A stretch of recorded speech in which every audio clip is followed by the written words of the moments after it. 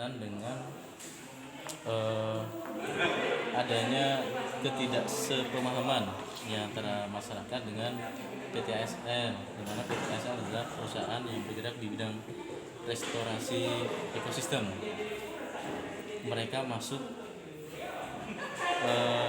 zona mereka ke dalam area-area atau kawasan-kawasan yang saat ini sudah digunakan oleh masyarakat untuk bercocok tanam dan berkebun.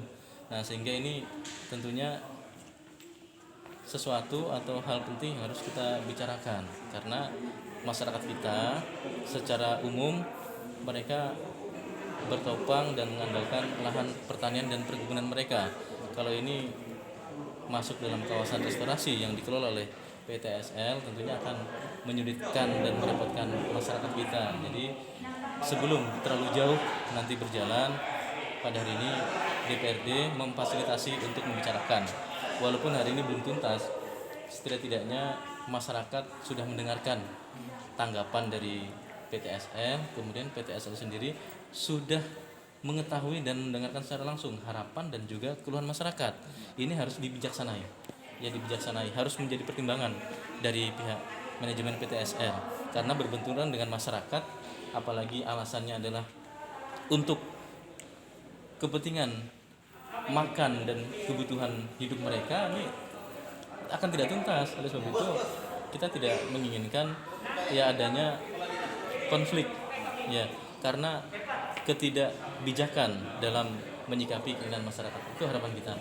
Bagi kita intinya adalah yang terpenting adalah kesejahteraan dan kepentingan masyarakat. Artinya pihak investor silakan datang, namun jangan sampai kita mengharapkan pendapatan dari kehadiran investor tapi justru menghilangkan pendapatan dari masyarakat kita. Nah, itu yang tidak kita inginkan. Yang paling penting adalah masyarakat, karena masyarakat tidak akan merusak kawasan, bukan masyarakat yang merusak lingkungan. Nah, itu. Masyarakat hanya mengolah, apalagi untuk kalangan petani dan pekebun, ya mereka hanya mengolah dan memanfaatkan. Tadi Pak Ketua sudah belum selesai kan? Nah, terus untuk rencana penyelesaian permasalahan yang ini gimana Pak Ketua dengan pihak masyarakat dan pihak perusahaan? Baik. Kapan lagi itu? Pihak perusahaan tadi berjanji dari Pak Direktur akan mengutus bidang-bidangnya untuk bersosialisasi dan berkomunikasi dengan masyarakat di masing-masing kawasan. Dan kebetulan juga ya di DPRD sendiri bersama-sama dengan pemerintah daerah kita sedang membicarakan tentang RDTR, rencana detail tata ruang kota Tamanglaya. Nah, disitulah nanti kita pembagian zona.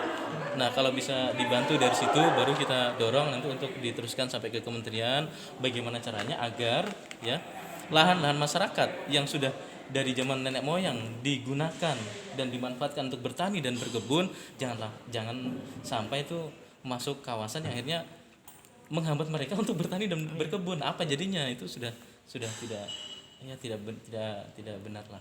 Artinya memang bagaimana caranya agar ini kita berikan kewenangan kepada masyarakat untuk mengolah lahan mereka sendiri. Tadi Pak Ketua, beberapa anggota dewan kan termasuk mungkin ketua juga tidak mengetahui tentang adanya ASL. Nah, sikap apa dengan hal tersebut bahwa ASL itu tidak pernah memberitahukan adanya menggunakan lahan masyarakat ini? Ya, artinya tidak ada permisi dulu gitu loh. Memang kami tidak sebelum ini kita tidak mengetahui ya dengan PT ASL, karena mereka memiliki SK kan dari Kementerian LHK. Jadi itulah yang perlu kita komunikasikan ya seharusnya ya. Kemudian juga kita berharap kepada kawan-kawan dari eksekutif untuk bersama-sama ya dengan kita, dengan DPRD mendampingi masalah ini supaya seperti saya sampaikan di awal tadi, jangan sampai sudah terlalu larut, sudah terlalu jauh, sudah terlanjur, kemudian ya baru kita mau urus akhirnya lebih sulit. Ibarat pohon yang ditanam sekarang baru biji ya, baru bibit yang ditanam. Nanti kalau sudah tinggi, sudah mulai produktif, ada nilai ekonominya, akan beda lagi ceritanya. Nah, itu sebab itu ya mumpung ini belum terlanjur, sebagian baru ditanam, sebagian baru pengkaplingan, mungkin ya baru rencana ya. Tolonglah ini didampingi lah ya untuk masyarakat itu. Ada lagi? Ya, makasih Ketua. Oke, makasih.